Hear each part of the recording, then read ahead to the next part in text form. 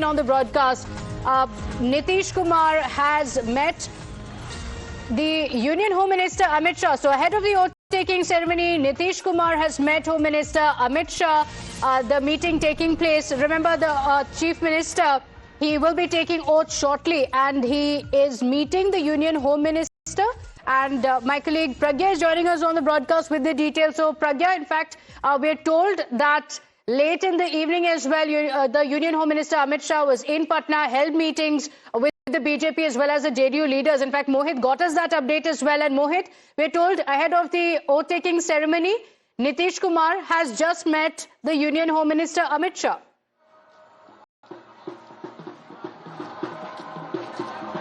Well, Pratibha, this is the first meeting of Home Minister Amit Shah and Nitish Kumar post the thumping majority that the NDA has got. Yesterday, Home Minister Amit Shah landed in Patna, and till late night, he held meetings with the JDU and the BJP leaders. From the JDU side, Lallan Singh and Sanjay Jha were present, and various other senior leaders of the BJP were present.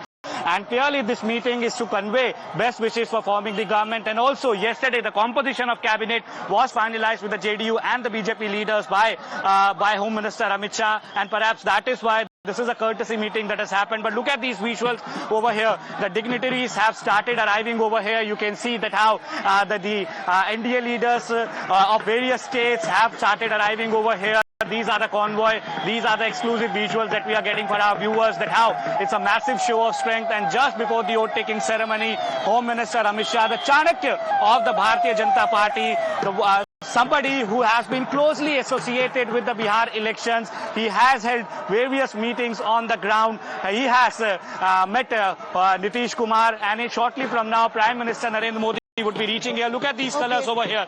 Dhol, everything is being played over here to welcome the BJP workers, the JDU workers, and the NDA workers. We can see a lot of women as well, a huge number of women as well coming in for the oath-taking ceremony. Mohit, I'll come back to you just a moment. In fact, we've also spoken to Maithili Thakur, the youngest MLA in the Bihar Assembly now after being voted from the constituency. Listen into what she said as she spoke to Times Now on what her first step would be as today the oath-taking ceremony takes place.